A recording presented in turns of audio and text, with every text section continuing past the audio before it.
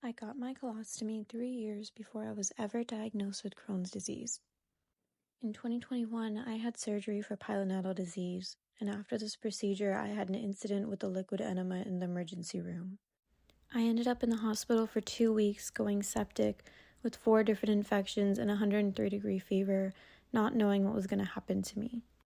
My parents came to visit me with my surgeon, and they told me that I would have to get a colostomy.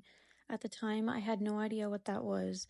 I've never had GI issues, and I always had kidney disease, so in my experience, the only thing I had that was even similar was a nephrostomy tube that I had once for 6 weeks.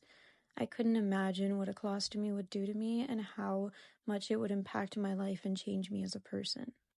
As a 23-year-old girl at the time, turning 24 soon, I was afraid that this would affect my entire body image, and I was afraid on how it would change my relationships with people going forward. But at the time, it was a no-brainer because I needed it to save my life.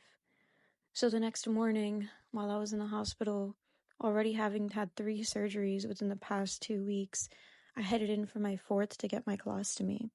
I didn't know what to expect when I woke up, and honestly, I was pretty fearful for a long time of my own body because this was so new and foreign to me, and I didn't even know what to expect.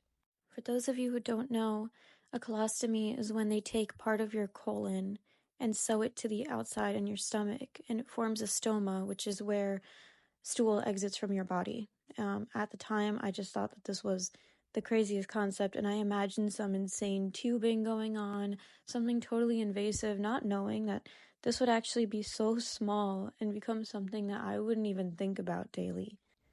In the long run, I had to learn how to navigate this life with a stoma, and I obviously could not have done that without my sister and my family and my stoma nurse.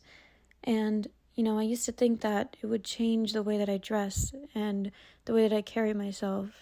And I don't know if everyone knows this, but as a very feminine girl, I love to wear dresses and skirts and cute outfits and, skinny jeans or flare jeans, whatever's in style.